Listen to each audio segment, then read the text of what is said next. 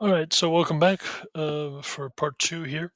Um, so we left off talking about kind of the political developments taking place within Mexico. Interestingly, this kind of dichotomy between wanting to establish constitutional republics, but in reality having to defer to kind of more autocratic styles of government. This is something that would plague Central and South American states well into the 20th century itself. The conditions, the demands facing these states was such that they needed more rapid reaction in order to address more immediate concerns. And oftentimes, autocratic styles of government where debate is either minimized or actively suppressed, can bring about results more quickly. Arguably, not necessarily results for the better in many cases. And so, you know, um, that is kind of in many cases, the experience of Central and South American states. For the United States, we really see throughout the 19th century what can best be described as a series of transitions that are going to be pretty momentous as far as uh, American history is concerned. To give you some examples here, we see a concerted transition from an agrarian state to by the end of the 1900 by the end of the 1800s, a well-established, thriving industrial state. We also see its transformation from a slave-owning society, where slavery was legal, to by the close of the century, um, a free society where slavery was abolished in, kind of, or at least the institution of slavery was abolished. Of course, characteristics of marginalization and exploitation would persist, as we well know. We'd also see kind of a political transition of sorts as well. I mean, at the dawn of the 19th century, the United States was, for all intents and purposes, really a one-party state, um, where the what were known as the Jeffersonian Republicans or the Democratic Republican Party was the dominant and ascendant political party, winning multiple victories within the presidency, filling the office of the presidency from Thomas Jefferson up through James Monroe. Almost 2 decades worth, actually, about 2 decades worth of political dominance within the executive branch. Um, Conversely, by the end of the 19th century, you have a series of powerful, influential um, um, third party political parties beginning to ascend, beginning to assert their voice um, in the national debate. Specifically, the People's Party or the Populist Party, as it becomes known, to contest what had been by that time the established two-party system between Democrats and Republicans, the Democratic and Republican parties that we know today and continue to exist today. Um, that populist party or people's party, you can use really either term to describe the party itself. These were an alliance of organized factory workers and farmers. So the base that they served and they catered to and they represented in many cases was um, really an anomaly. Usually, the agrarian or farming interests are very um, opposed to or in direct opposition to the industrial interests. But circumstances, specifically during the Gilded Age, from about 1877 into the 1890s, the daily life of not only industrial workers but also the farming class of the United States had gotten to such a point that they fused themselves together into a kind of political alliance of sorts, into the Populist Party itself, opposed to the interference, the abuse, the corruption of big business capitalists, basically the industrial base, modern industrial base of the United States itself. They third party established ideas that entered into the political landscape, and they continue to be a part of our political landscape here in the 21st century. Things like the initiative, the referendum, the recall. These were all types of votes where people took a more participatory aspect to their government and how they were governed. That if political leadership was abusive of their authority, then the voters themselves from that precinct or that district could call for a special election to recall their elected official, strip him or her of their political authority, and put someone else in place, and elect a new representative to serve out the remainder of the term.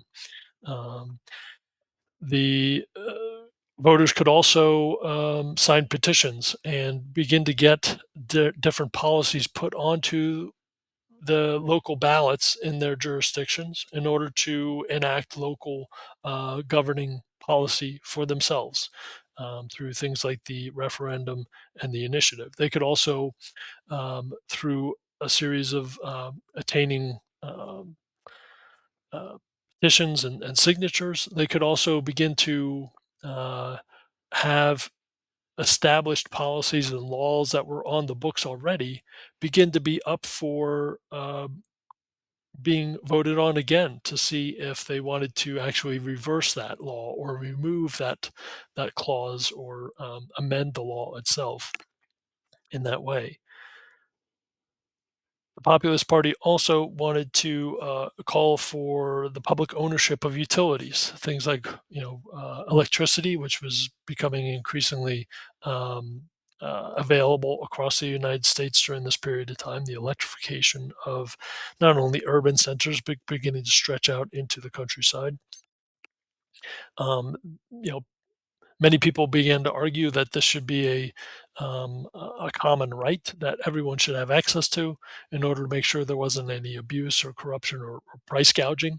That these utilities needed to be taken out of the private sphere and put into and operated by the public interest, public officials, in order to make sure that people had equal access to those kinds of modern creature comforts. And so you can see here a growing call for more direct democracy to be implemented, and it would have pretty momentous consequences. I mean, arguably, the People's Party, the Populist Party of the 1890s, was not going to be very effective in that day and age, but it would serve as the almost nearly sole source of inspiration for the progressive era starting in really 1901, in which you see a whole wave of legislation being passed at the national level, which is in many respects going to bring into effect the um, the different planks of the platform, the political platform of the Populist Party itself, to bring greater access to political decision making to the hands of the people themselves. That's down the road a little bit. Where we need to start really is, of course, at the beginning of the century. One of the more significant events, almost at the dawn of the 19th century in the United States, was the Louisiana Purchase. You can see here, it is roughly going to double the size of the established United States. Um, Basically purchasing the middle third almost of the entire continental landmass. Um, Again, some 828,000 square miles of territory that was now under the official purview and jurisdiction of the United States. What did this do? Well, first and foremost, the eastern border of the Louisiana Purchase was actually the Mississippi River itself. So prior to the Louisiana Purchase, you had one country, the United States, on the eastern bank, and the western bank was under the jurisdiction, or lands west of the Mississippi River were under the jurisdiction of either Spanish authorities or with their agreement to hand over this land to Napoleon and the French government under French authority. Of course, like I mentioned in the previous lectures, it was Napoleon who was going to hand over, basically allow the United States government under Thomas Jefferson to purchase this land, which Jefferson did. Napoleon was going to take that $15 million for this area and use it to bankroll his military exploits and begin to roll his armies across the continental portions of Europe. So, when the United States purchases the Louisiana Territory, it means that the uh, Mississippi River was no longer in doubt as to who was going to have sovereignty over it. I mean, that was going to be the United States. So, the main uh, navigable river of the United States was now solely in control of the United States, and it was going to act as the economic artery for much of the interior of the nation as a whole. It's also going to open up the vast plains of the Midwest to agricultural development.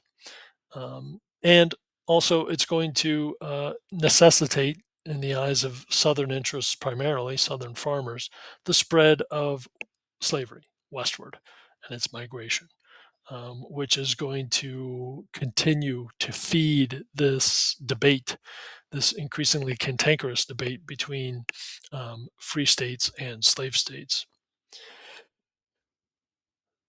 Expeditions like that of Lewis and Clark, almost immediately taking place after the purchase was concluded. Their expedition was focused on trying to um, explore the newly acquired territory, discover what natural resources lay at the fingertips of the United States now. What did $15 million get them in essence? So um, that, in addition to kind of very romantic versions and views of this land of plenty um, to the west, really attracted and kind of fueled the dreams of rank and file members of American society in order to, if they couldn't make it in the eastern portions, if land was becoming increasingly inaccessible, again, people just simply moved westward to start their lives over or to make a life for themselves from the outset.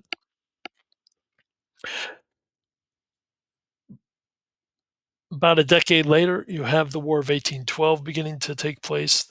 This is going to, by the end of the war, by about 1815, 1814, 1815, this brief conflict would remove, really once and for all, threats of British interference when it came to U.S. sovereignty. Um, the lingering terms of the American Revolution and the Treaty of Paris ending the American Revolution in 1783. There were certain terms and clauses which were still not being observed, namely, the British still held um, military installations in the Northwest territories here. Also, British sailors and naval ships were seizing Americans from, civilian frigates and vessels of trade, saying that they were, uh, runaways. They were, AWOL members of the British Navy itself, and they were impressed, what's called impressment, impressed back into the British Navy. You know, many of these claims were not necessarily valid. I mean that they were simply seizing American citizens and saying that they were not they were disguising themselves as American citizens, and they were actually uh, you members of the British Navy that just wished to get out from that hard life. So on the high seas, prior to 1812, the British were, in essence, beginning to challenge and successfully undermine American sovereignty, much like what was happening in the scenario in China just from last lecture.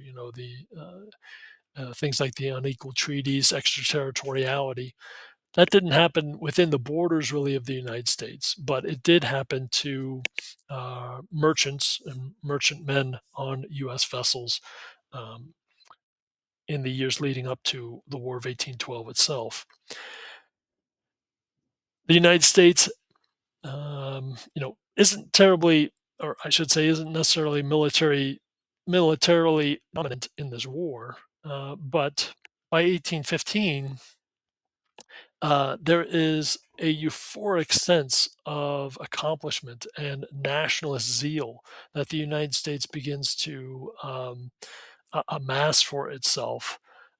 Really, the War of 1812 is determined by the state of affairs in Europe itself. You know, when Napoleon is defeated the first time after his debacle in Russia, and he's exiled for the first time, this allows Britain to turn attention to the United States. But when Napoleon escapes and he reclaims power in France, um, Britain is going to be increasingly eager to negotiate terms of peace with the United States to refocus British attention on Napoleon, which was the more immediate um, concern and threat to British interests, which again happened in 1815. So you can see how the affairs of Europe really are the ones that determine the pain threshold for Britain itself with regard to the War of 1812. And so the bulk of American society wouldn't necessarily see it that way. That they were the ones responsible for kind of bringing the British to the negotiating table due to their own efforts in many respects. By the early 1820s, the United States was wanting to exert itself on the international stage to a larger degree. And in 1823, this becomes one of the best expressions of this can be seen in what's called the Monroe Doctrine. uh, Named after James Monroe. This is where the United States begins to announce that the Western Hemisphere, basically all of North, Central, and South America, was now the domain and fell within the sphere of influence of the United States itself. That there would be no more um, uh, European uh, intervention in this Western Hemisphere.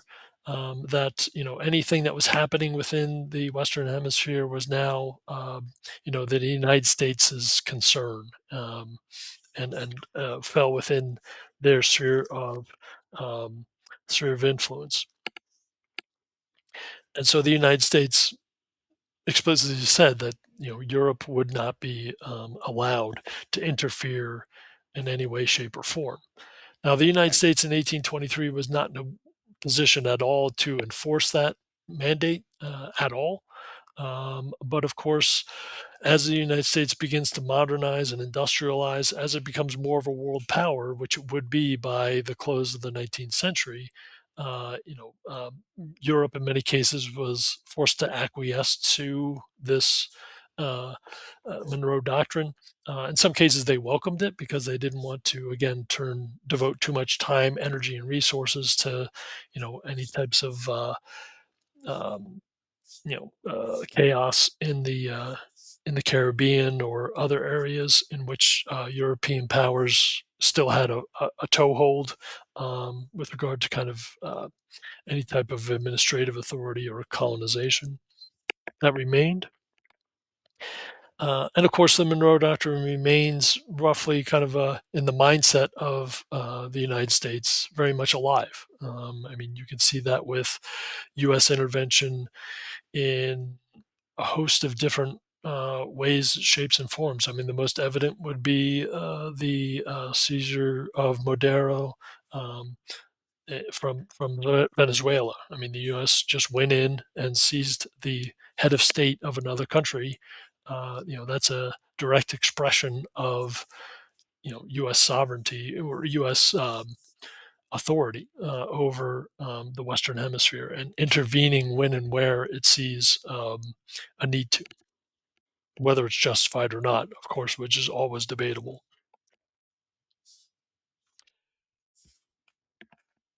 There would be also, again, jumping into kind of the mid 1800s here, you see the culminating of ideas of manifest destiny. Again, a direct link stemming from the purchase of the Louisiana Territory in 1804. Again, this was, it was uh, Americans' God given right to move and migrate westward as they wished. There would also be, in many cases, the rise of Jacksonianism or Jacksonian democracy, um, which actually I got a little out of sorts, out of order here, chronologically speaking. Andrew Jackson, the hero of the War of 1812, becomes a national figure. He was a general during that conflict, but he becomes president in in the election of 1828, and um, he is the founder of, or he is the first president elected by the Democratic Party that continues to exist today. He was born in North Carolina. He was a member of Congress from Tennessee. He was a slave owner. Um, by 1828, he is overwhelmingly elected to office after an 1824 kind of contentious, disputed results in the election of 1824, which left many Jacksonian supporters, kind of, uh, you know, eager to, see Jackson ascend to the presidency. They felt that he had been robbed of that office 4 years earlier. Uh, People were very enthusiastic about Jackson because, in many cases, he was the epitome of a self made man.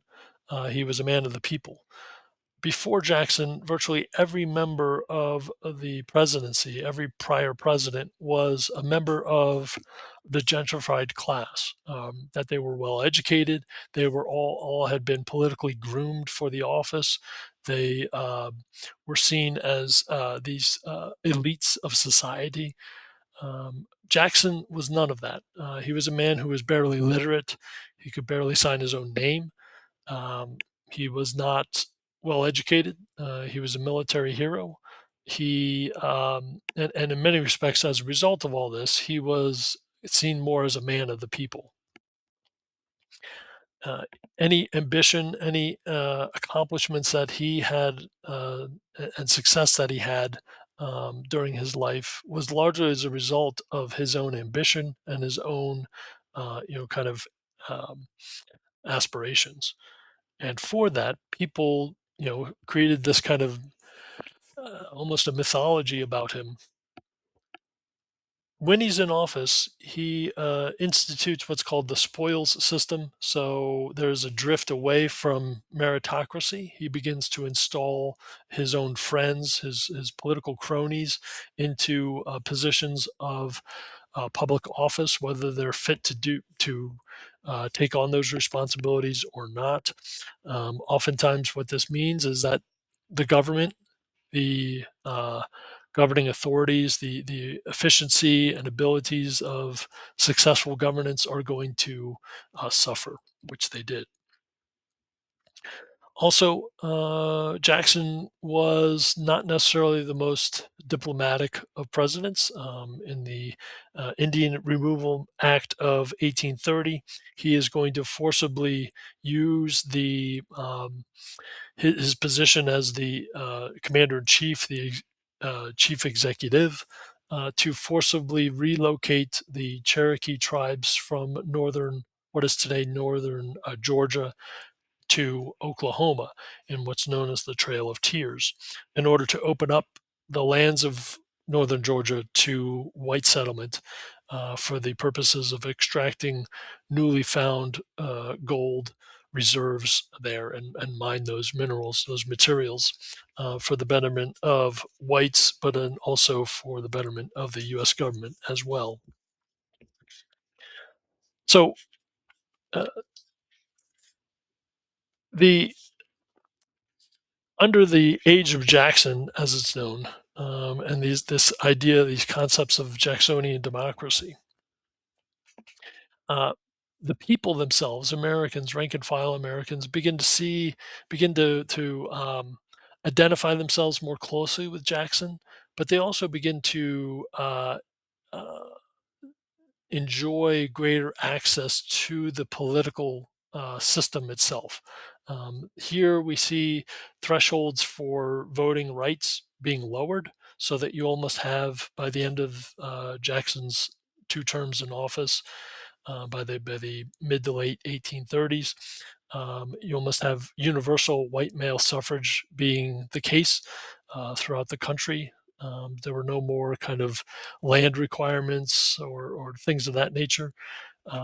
And interestingly, um, there's going to be this this is going to have pretty momentous consequences as well, which we'll get into in the next segment. But with regard to manifest destiny, again, this idea that it was God given's right for you know, white Americans to begin to move across the continental U.S. As they saw fit. This was going to lead to a complete disregard for Native American populations and cultures, which were well established. I mean, for thousands of years in these areas.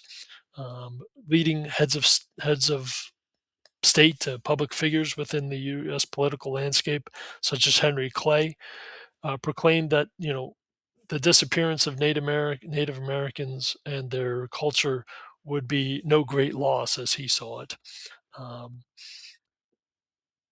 and that the Native American population would be or should be assimilated and westernized um, into American culture, which would lead to really um, a host of policies, even by the close of the 19th century, where you begin to see that being put into place, which would lead to almost a complete or severe uh, erosion of Native American autonomy, Native American identity during this period of time. But again, it wasn't completely extinguished, but it was severely curtailed. Gonna leave things there for this part two, and like I said, we'll turn to the effects of the self-made man, the consequences in the next segment in a few minutes.